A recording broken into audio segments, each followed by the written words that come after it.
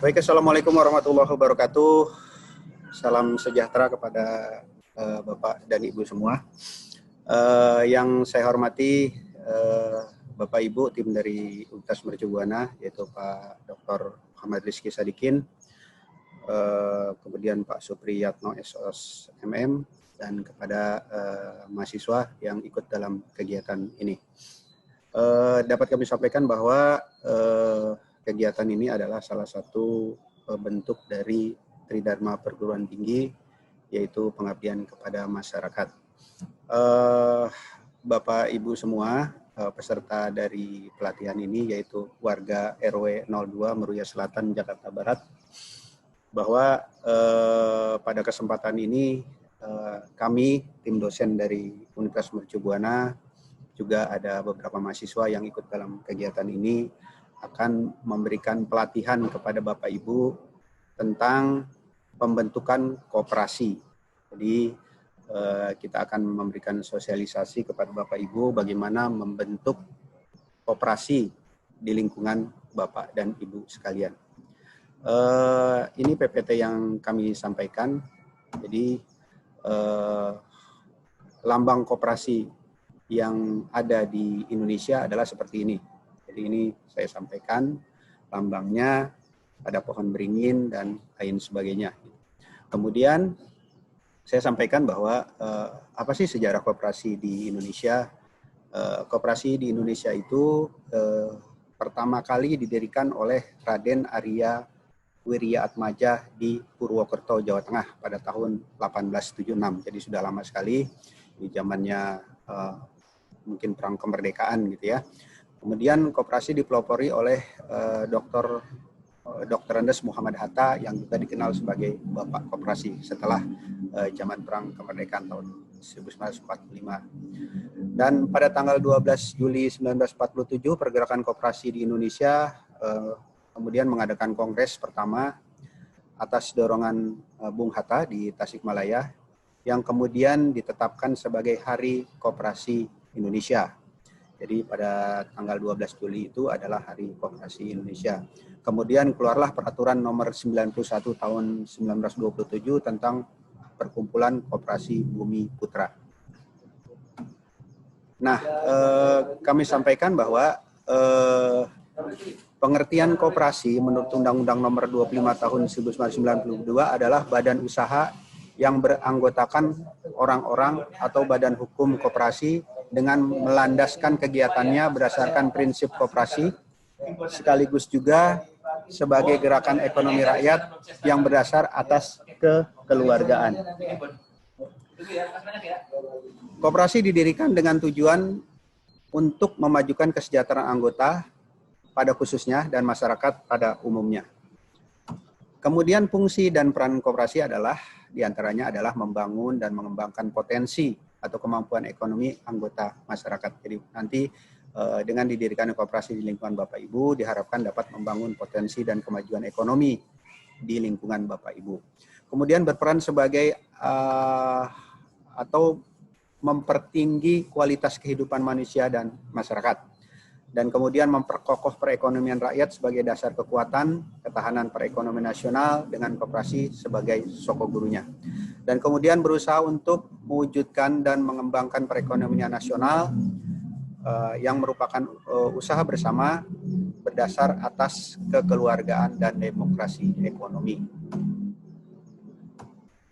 Nah, kemudian apa sih prinsip-prinsip koperasi?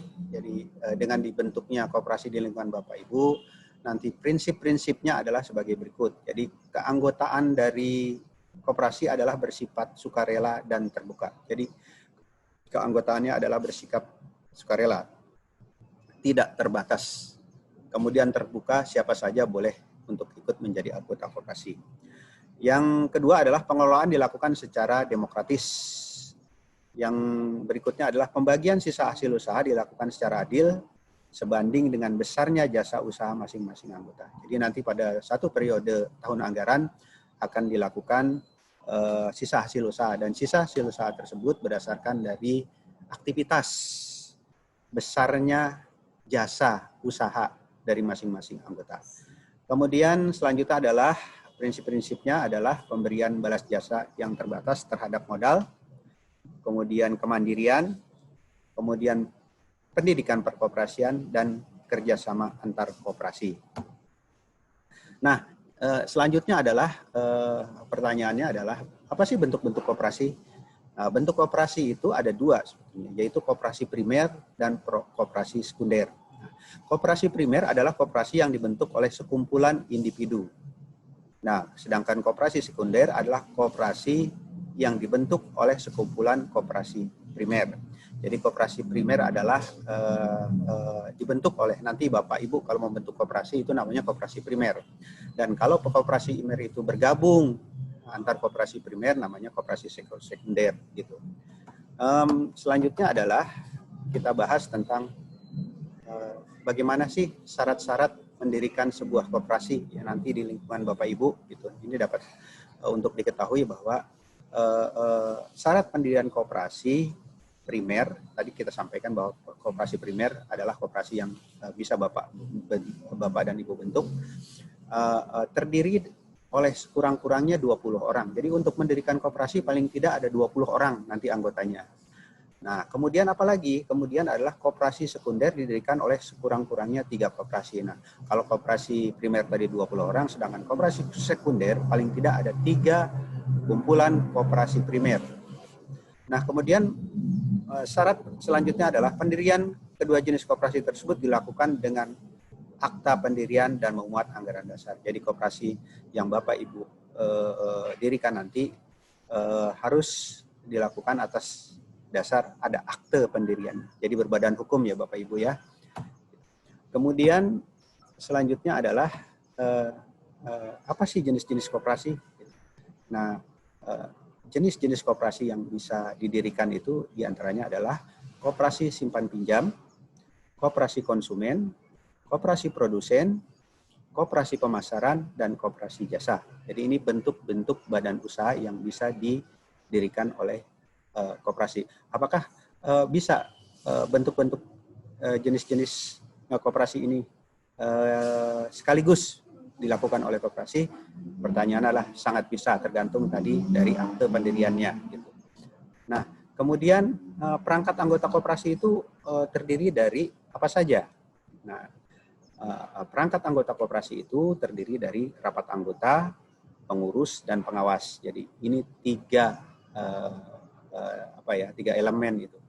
Perangkat dari anggota koperasi. Apa itu rapat anggota? Rapat anggota itu merupakan pemegang kekuasaan tertinggi dalam koperasi yang dihadiri oleh anggota koperasi yang pelaksanaannya diatur dalam anggaran dasar. Jadi pemegang kekuasaan dari koperasi itu adalah rapat anggota. Nah, kemudian selanjutnya adalah pengurus. Pengurus merupakan pemegang kuasa rapat anggota. Jadi pengurus ini dibentuk oleh rapat anggota. Dan pengurus bertanggung jawab mengenai segala kegiatan pengelolaan koperasi dan usahanya kepada rapat anggota, dan rapat anggota sebagai pengurus ini bisa juga berjalan berdasarkan rapat anggota luar biasa. Nah, kemudian ada pengawas. Pengawas bertanggung jawab kepada rapat anggota. Persyaratan untuk dapat dipilih dan diangkat sebagai anggota pengawas ditetapkan dalam anggaran dasar. Nah, tadi disampaikan bahwa apa sih sisa hasil usaha atau biasa kita sebut SHU. Nah, menurut pasal 45 ayat 1 Undang-Undang Nomor 25 Tahun 1992 bahwa sisa hasil usaha merupakan pendapatan koperasi yang diperoleh dalam 1 tahun buku dikurangi dengan biaya. Dan kewajiban lainnya termasuk pajak dalam tahun buku yang bersangkutan. Jadi sisa hasil usaha yang akan dibagikan nanti pada 1 periode anggaran itu merupakan pendapatan koperasi dikurangi dengan biaya-biaya. Jadi biaya itu termasuk juga di dalamnya adalah kewajiban, kemudian pajak, dan biaya-biaya lainnya. Nah, bagaimana rumusan SHU nanti akan disampaikan oleh rekan kita bagaimana caranya menghitung SHU. Nah, apakah koperasi bisa dibubarkan? Ya, tentu saja bisa. Nah, syarat-syarat pembubaran koperasi berdasarkan undang-undang adalah sebagai berikut. Merupakan keputusan rapat anggota, kemudian keputusan pemerintah, dan merupakan keberlangsungan hidupnya tidak dapat lagi diharapkan. Jadi mungkin koperasi ini sudah tidak aktif lagi dan bisa dibubarkan. Demikian yang bisa saya sampaikan.